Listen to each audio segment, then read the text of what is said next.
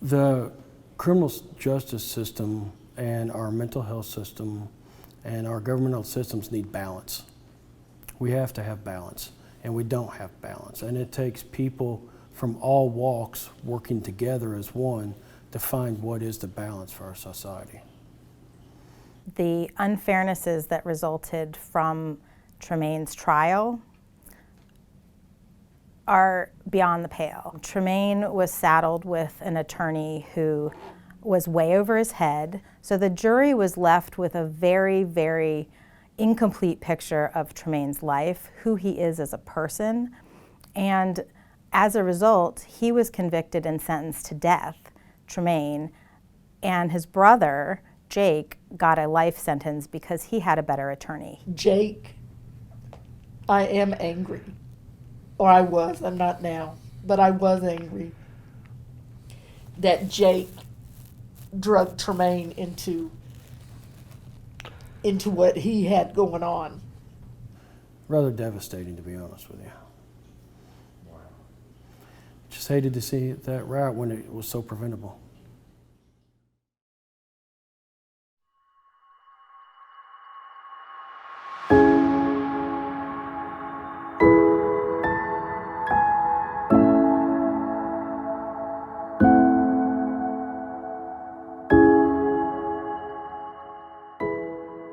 Children's services, or whatever it's called, juvenile services. They said, well, Linda, you don't supervise him. Well, it's hard to supervise your kids when you're working 2 or 3 jobs just to keep a roof over their head. Tremane could do fine as long as he was not in his family home. That as long as he was fundamentally not around Jake, but also not around his family, his mother. If you look at the times when Tremane started getting in trouble, whenever he was taken out of that household and separated from Jake, he thrived. He thrived.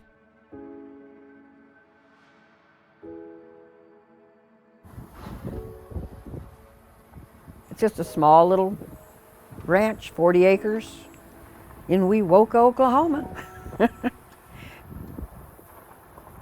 I think that anytime you change somebody's living conditions and the culture that they were brought up in, from the streets to a working farm, that it's going to have some type of impact on them, and it shows a completely different way of life, from the gangs to herding cattle. Tremane spent a semester of 9th grade in the home of Jan and Albert in foster care. I'm telling you, when I took Tremane down there, Tremane did not want to go. It was a very long 45-minute ride. That boy did not shut up the whole way. He was mad as hell. But he went and he did it. He could have left at any point in time, but he stayed. And he gave it a shot, and he put forth a lot of effort, and he was successful down there. A lot of the boys were either in gangs or headed to go into gangs, and they were looking for people that would take them to keep them out of that environment and just give them a fresh start, a new outlook on life. We had horses, we had cows, we had pigs, chickens.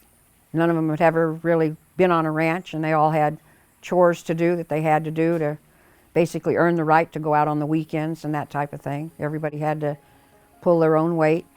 Here's this city boy. He didn't know a tractor from Shinola, okay? But his foster father taught him how to ride this tractor. And here's this kid out there brush hogging, which growing up at the country as I did, brush hogging is not fun. That's not one of the entertaining jobs out in the country. But yet he's out there sitting on this tractor, bouncing up and down, hooping, hollering, singing, brush hogging, having the damn time of his life, like a true teenage kid. His foster parents, Jan and Albert, talked about how well-behaved he was, how helpful. Al boxed Golden Gloves for 15 years. He put a complete gym in the top of the barn for the boys, and speed bag, heavy bag, complete boxing ring. Al used that opportunity of the boxing and the working out to talk with Tremane, to get Tremane to talk, to open up about emotions and feelings and beliefs and behaviors. Everything Al was doing, he wanted to do it with him. I think it teaches them a different outlook on life. He was vice president of his school class. His grades were good. Everything was a turnaround, you know, and people noticed it. He was excelling in sports and academically when he was there, and he loved it there.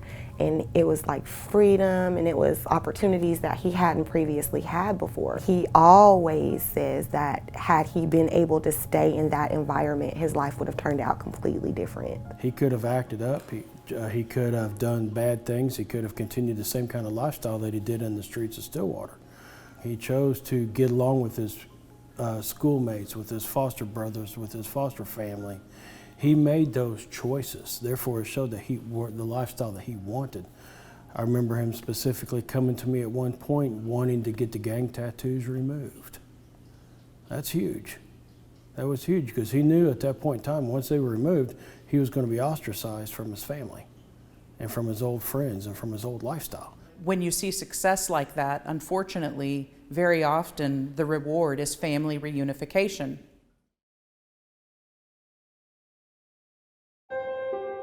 Linda appears in court and, demands to the judge that he be sent back to her, reunification, which reunification was the goal, but we did not feel as a state that we were ready at that point in time. Yes, we'd seen changes in Tremane, but we had not seen changes in the home environment and knew that the home environment would be detrimental, to Tremane coming back. And the judge made the decision at that point in time to have Tremane sent back to his mom.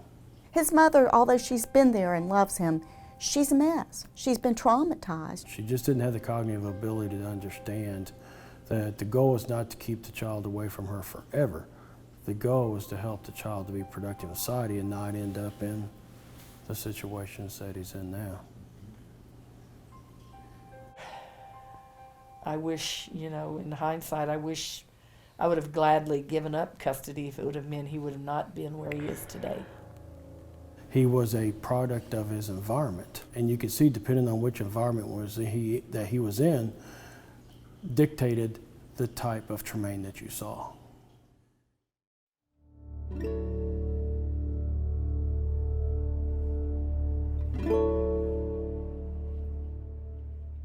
The environment in that home was one of extreme violence, extreme domestic violence and physical abuse of Linda by his father, Raymond Gross.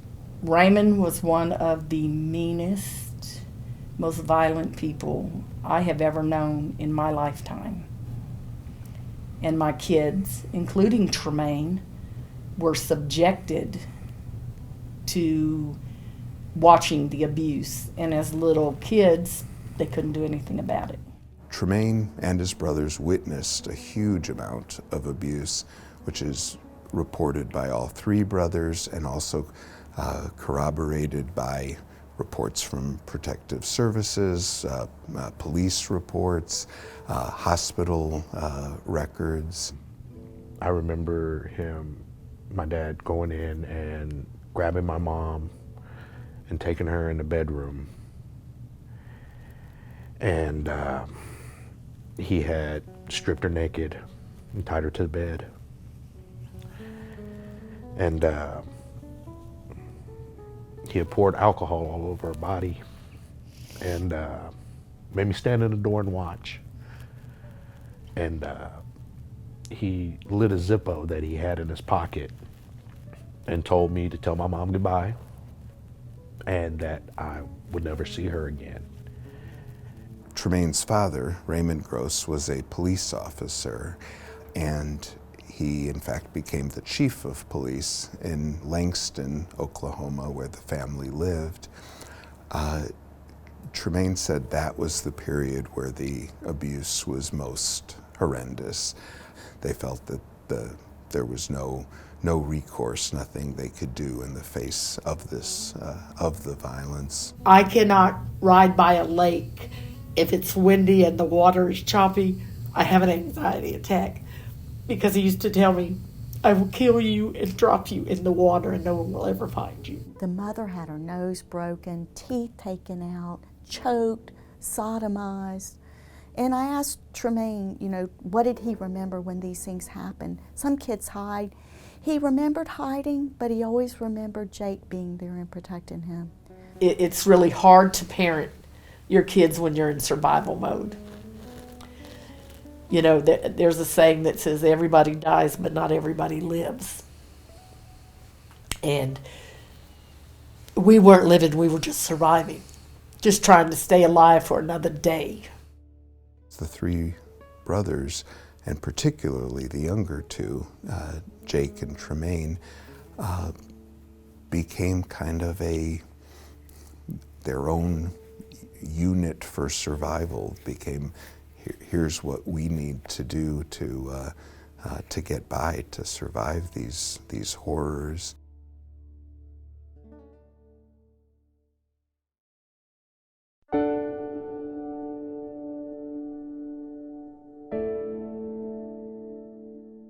Jake took on all the anger that Tremane has not taken on. He embodied it. He was angry till the day he died. Jake turned out vicious and violent and hate.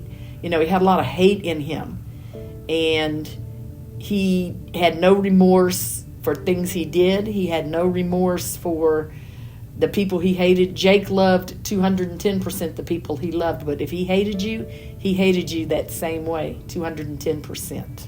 The thing with Jayton is he was fighting a lot of demons in his head, you know, from stuff that happened in the past and just growing up how he did.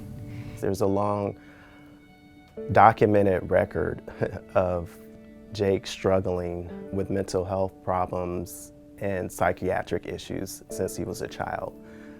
It's something that he battled for his entire life. Extreme conduct disorder. When he would talk about his life goals, you know, Jake's life goal was to get AIDS, spread it to as many people as he could, and then die in a shootout with the police department. Because of his background, he wanted to kind of be a monster in a way. He wanted to scare people. I think that was his way. I mean, it was a defense mechanism. So Andre was left to care for Jake and Tremane, and Andre was suffering from trauma himself. He was more introspective, he was more passive. Jake was angry, and Tremane was just too young and did whatever his brother wanted him to do. We would have little dances at the community center for just middle school. And they were sweet and they were goofy and they were fun and they were safe.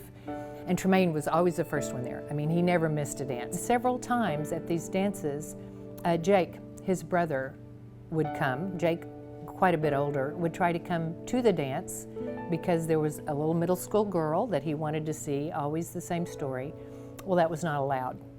And he would cause a scene, and some of the men chaperones would have to go out and deal with Jake in the parking lot.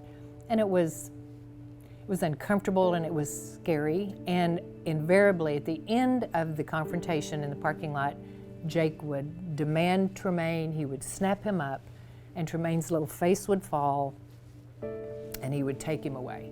He never stood up to Jake. He never said, oh, I want to stay, you know, I want to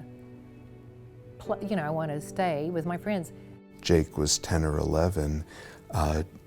Jake had gotten involved in gangs and promptly brought his brother into it as well. If I had a big brother that gang banged, you know, looking up to him and, you know, his influence and me seeing like everybody that's in the neighborhood, you know, respecting him and loving him and nobody fucks with him, then that's gonna influence you to be in the gang because nobody not gonna fuck with you, you know what I'm saying? That's who Jake was. He was aggressive and violent and really loved the gang life. Jake didn't play no games. Like, I would be scared of his presence, you know, just him walking in the room. He presented himself as a god. Like, he wanted you to look up to him, like you obeyed what he said. Like, it was his rules and it was his life and you were gonna live by that. His brother Jake came to see him twice while Tremane was in our care. I didn't have good feelings about him. He was still reminded me of the gangster type, real big and boisterous and wanting to be in control of Trey and everything. Trey's whole demeanor changed when Jake was here. He liked having people under his control and him being the ringleader. And he pretty much was. He dictated the mood in the home. You know, if he was in a good mood, everything was okay. He was in a bad mood, life was miserable over there. Jake was the driving, dominating force in the relationship. Tremane was the follower. His brother was his protector. His brother really did try to help him, but not in the ways that you and I would want for our children. Jake taught him how to be street smart, taught him how to survive. That's who Jake was, as opposed to who Tremane was, is somebody who's wanting to make sure everybody's okay, looking out for people. And he was always considerate, I would say. He was considerate. He cared.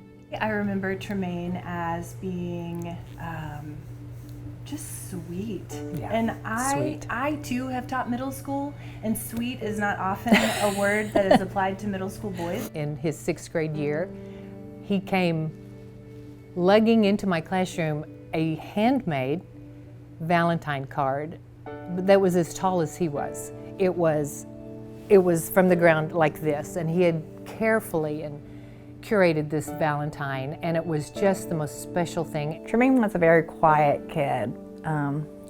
He didn't cause a lot of ruckus. He was a follower. I always considered Trey sort of a pacifist. He didn't like trouble, didn't want to be involved where there was trouble. Tremane on the other side is a child that was still wanting to be a child, still wanting to be a teenager, and had a lot of potential for growth and to be a rightful, upstanding citizen of our community.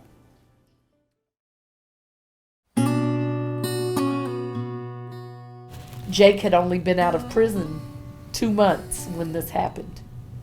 He got out in October, and this happened on New Year's Eve. When Jake was incarcerated, Tremane had a job. Tremane would get him a car, you know. Tremane had a couple kids, and Tremane was doing fine, but as soon as Jake got out, it was a wrap. My best friend, we were going to my sister Mona's house, spending New Year's Eve with her. Tremane was there. We were trying to get him to leave and go with us. Jake ended up popping up, and Maine's eyes lit up. We were trying to rush out, telling Tremane, like, hey, come on, you know, go back to my house. I had a big house, and we're gonna go party. But Jake, looking at Maine, like, he was just like, you can go get some money? Come on, let's go get this money, Nick, let's go get this money. And he just kept on antagonizing him, telling him, don't be a pussy, don't do this, come on, let's go get this money, come on, let's ride. And eventually Maine gave in, and he left with his brother and didn't leave with us. So I'd always felt like Jake was going to be the downfall of Tremane. I knew Tremane would always follow him. I mean, Tremane loved Jake. He hated him at times for his actions, but deep down he loved him because he stayed with him. He didn't have to. The reason Maine just, you know, gave in, just went with Jake instead of coming with us, because he, you know, he missed his brother. He just got out, you know, he didn't want to look like a, you know, a punk. I'm not sure who contacted me and told me that he was in jail, and everybody said, you know, that's not Trey. That sounds more like Jake. I was not surprised that Jake killed someone, because Jake was involved in a lot of criminal activity. Tremane had been in trouble. He'd been to prison, but robbery was not Tremane's MO. It wasn't. That was Jake's MO. Never, ever, ever in Tremane's 44 years of life has he ever thought about going out and killing someone and robbing them. Tremane is very remorseful. Even though he didn't kill the victim, he knows that he was part of it by being there, by having his brother, not stopping his brother. And he talks about the trauma he calls the living victim, and that's who he focuses on. He focuses on the person who witnessed this, the other victim, and how much trauma he probably has. And Tremane, having been through trauma too, knows that his actions have scarred this man for life, and he's very sorry about that. Tremane is not angry at his brother. He doesn't blame him. He blames only himself. He says, none of this would have happened if I had only been able, if I had only been strong enough to say no to Jake. And he wasn't, and he holds himself fully accountable for all the tragedies that ensued. He feels extremely remorseful for being involved with his brother and wishes, that he could take that back.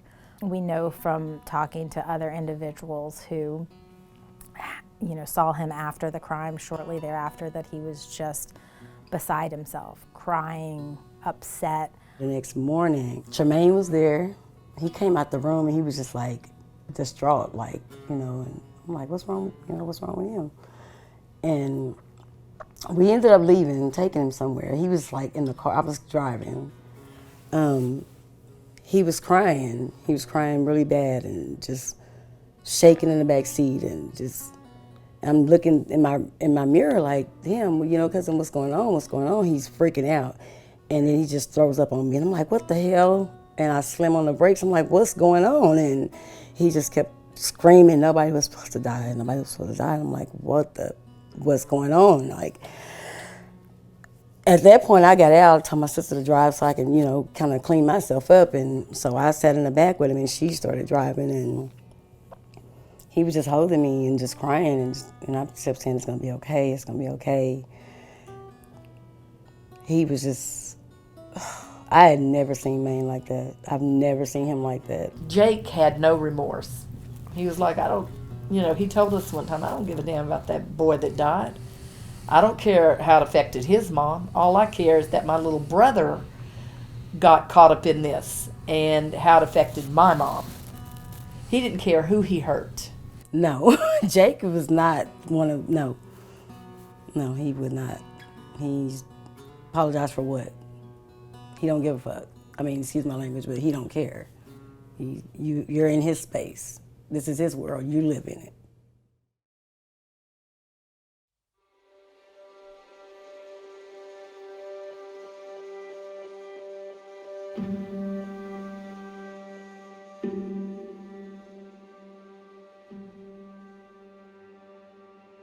I felt like he didn't have a fair trial. And I still feel bad to this day because it would have made a difference. It was pretty shocking to learn about the lack of investigation, the lack of preparation that took place in Tremane's case. During the time that John Albert was representing Tremane Wood and other defendants in death penalty cases, he had been struggling in his personal life, and it had bled over to a great degree into his professional life. My son sat in the county jail for 2 years waiting to go to trial on this capital murder charge, and he never went and saw him one time. He never filed any motions. He never did anything. There was so much mitigation. If a jury just would have heard some of the things we've talked about, Tremane wouldn't be on death row today. One of the first things I remember doing is going to retrieve trial counsel's file. And I met with Lance Phillips at his office, and he handed me a single expandable folder. And within it were some papers. I was kind of surprised because it was very small. I expected it to be in boxes, and it was not. Our files in that case and in all of my death penalty cases are banker boxes, file. One of the things that was glaringly absent from the file that I received from Tremane's trial counsel were the records of his foster care. I don't remember how many pages of records were there when we finally received them, but it was knocking on the door of 1,000 pages of record material. Within those records, witnesses were identified. None of these witnesses had been contacted or interviewed by Tremane Wood's trial team. Some of them were extremely favorable.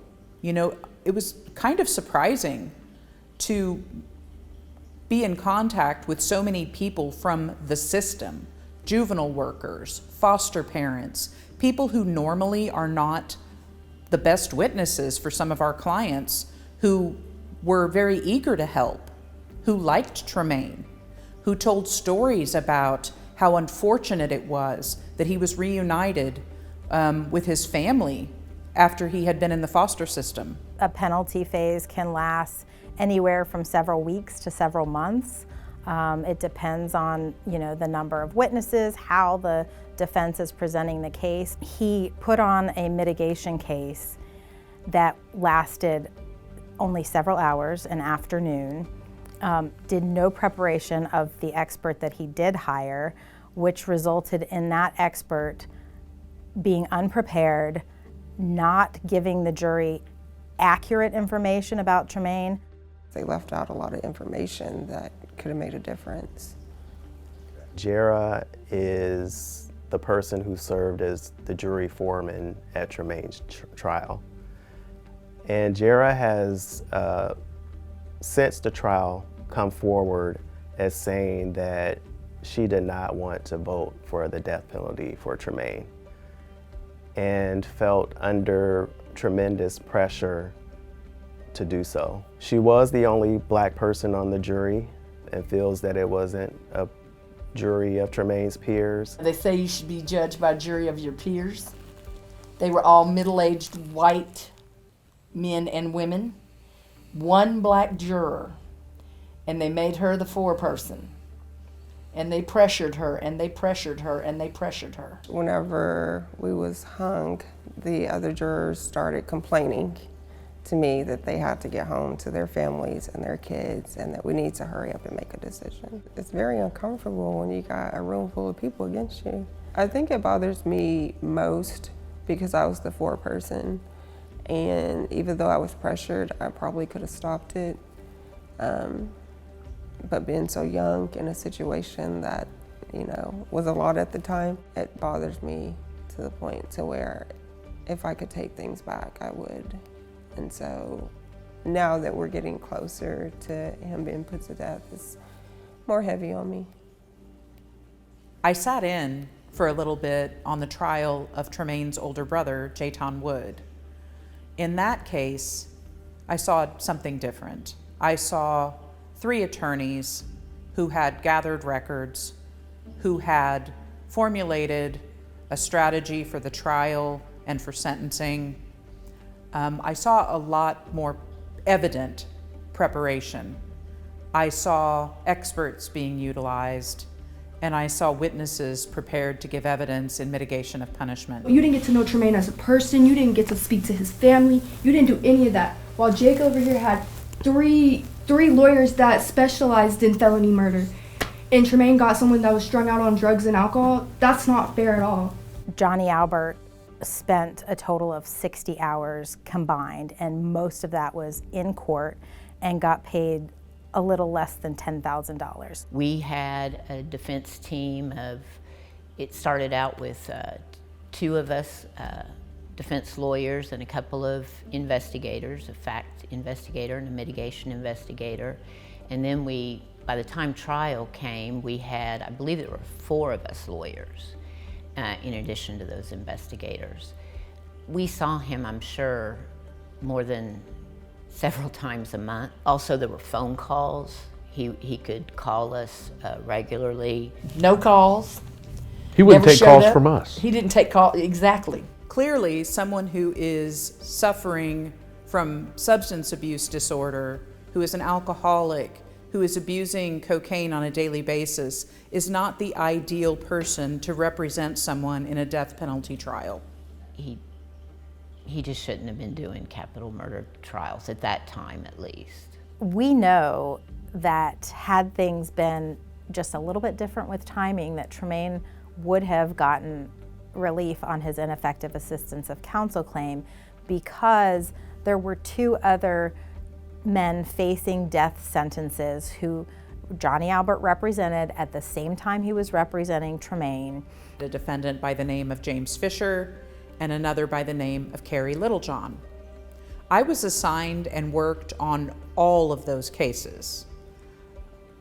At the end of the day, they all received appellate relief of some form. And those 2 men got relief on claims of ineffective assistance of counsel because Johnny Albert was using substances, abusing substances at that time, and did not do what he needed to do to prepare for trial. And how anyone could say Tremane received adequate counsel with that lawyer is unbelievable to me. In order to prove that Tremane was denied this constitutional right to counsel, his attorneys during that proceeding put on Johnny Albert. Johnny Albert was drunk, high, beaten up, and in very bad shape at that hearing, and was not entirely truthful. And he was worried about his bar license. Prior to him taking the stand and testifying, he had signed an affidavit saying that he had not done a good job as Tremane's trial lawyer. But because of what was going on in his personal life and him having exposure to consequences, perhaps to his bar license, due to the ongoing situation, he was, I think, a little bit bullied into withdrawing the affidavit. Within a week or 2 after the evidentiary hearing, Johnny Albert decided to get sober, and he went into a program and ended up becoming sober. Had he had his evidentiary hearing 2 weeks later, that evidence would have come out, and Tremane most likely would have not been on death row, and his death sentence would have been reversed.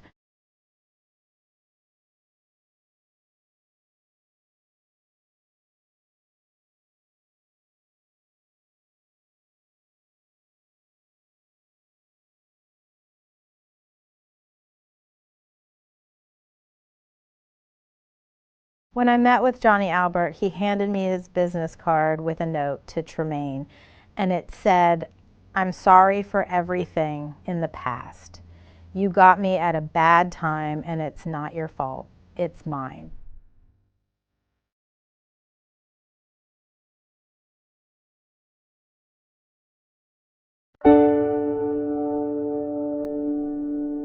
My father is a deeply caring and understanding, kind person. He just got dealt the wrong hand. He has this unique, innate ability to put himself in other people's shoes, to see the world through other people's eyes, to put other people first. He made me a better person. I can't tell you, I've never said that about another inmate 35 years. Knowing him makes the people who know him a better person. In times in his life where people should have been pouring into him and trying to figure out what his passions were, what his giftings were, what his talents were, you know what I mean? Those things were probably being exploited by the people he looked up to. One thing that sticks out to me with Tremane is his resiliency, and I think it's really a hallmark of who he is as a person. For someone that's on death row, you wouldn't think he would be as positive in the mindset that he is in, since, you know, his life is in someone else's hands. He has been through so much trauma. He's been through horrible things, and he's managed to keep his integrity. He's kept his soul. He's kept his humanity. The amount of love that he pours in other people in our family, it just really shows how good of a person he is. Tremane plays a really, really important role in Andre and Brooklyn's life, especially Brooklyn. Tremane has brought Brooklyn out of a really dark place. Like, I was getting bullied at school every day. I was coming home crying every day. And she had gotten you know, depressed and got into doing self-harm. I wanted to skip class every day. I wanted to sleep in class. I didn't want to wake up. I didn't want to do my work. And he told me, he said, Brooklyn, you can't do that. If you want to go be what you want to be in the future, then you need to get your grades up. You need to stop slacking, stop being lazy, quit laying in bed all day, do your homework, do your extra credit. I can't express how big of an impact he's made on not just her, but my son, Andre Wood Jr. I just finished my senior year in high school. Tremane actually helped me through that quite a bit. Currently, I'm working at Iris Memory Care. In January, I'm going to start college at OCCC for a business and technology degree. We'll never be able to tell Tremane thank you enough for what he's done for my kids, and me. He told me that his goal was to be the little voice in their ears, that he wanted to be, when they grew up and he was gone, he wanted to be the person talking sense to them, telling them to do the right thing. He's a grandfather, which, oh, that blows my mind. I brought my daughter. She was maybe 2 or 3 months old. She was just no bigger than two palms. We get in there, and his face, it looks like he didn't want to cry, but he couldn't help himself at the same time. But he looked overjoyed to see her, because I guess he had never seen any of his grandkids before. He's been taking college courses. He's really proud of that.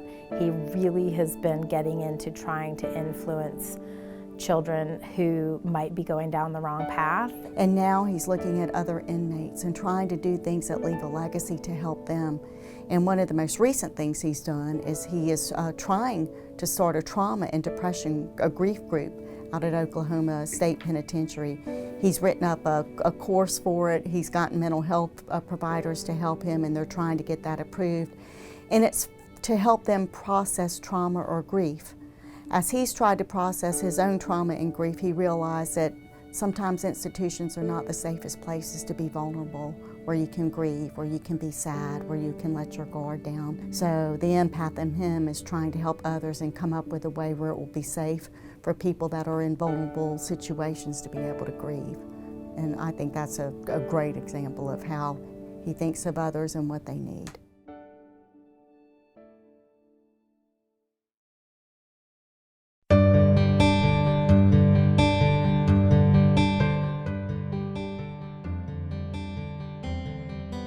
I would like to see Tremane actually be treated fair in our criminal justice system. And that would be to allow him to avoid the death penalty. It is now left in the hands of the clemency board. The board alone has the power to correct things in this case in a way that no one else has the power to and no one else has done thus far. These crimes are supposed to be the worst of the worst crimes. And when we're executing people who didn't actually even kill somebody, how can that be the worst of the worst crime? Tremane is there because of a failing of the system, failing of society to protect this child who grew into a man who was then failed by the system. It's wrong. I would like to tell Trey that I still love you, no matter what, and you're always welcome here. Should you ever get this all straightened out, hopefully you'd come and see me. I think it's important for them to know the effect that it has on people after the trial. Long term, it does have some type of effect on you.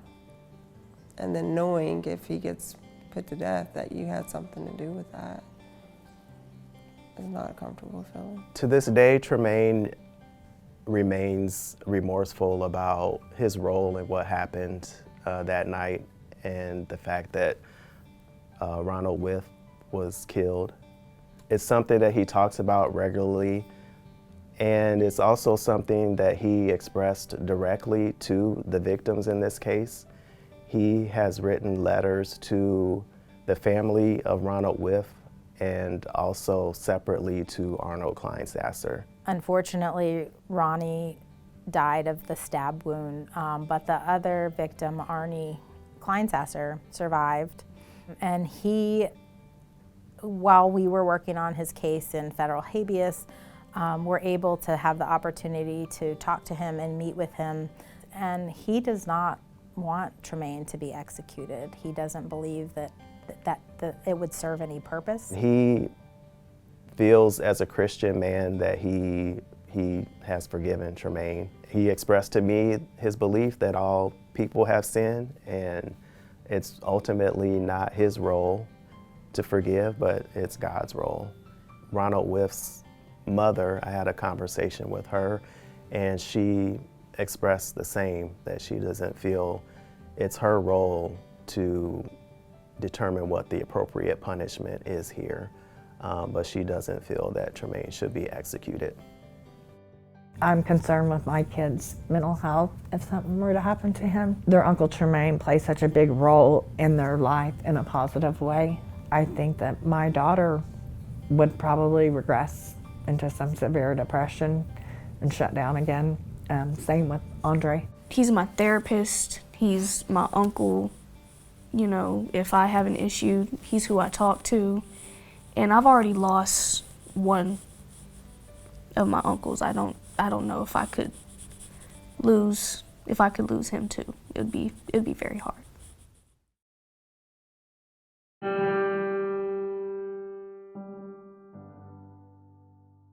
He was a really damaged person, and he felt a lot of guilt for Tremane ending up on death row. For Jake, Tremane's life had value. He loved him deeply. He felt responsible for Tremane being in the situation Tremane's in. Tremane suffered immensely when his brother died.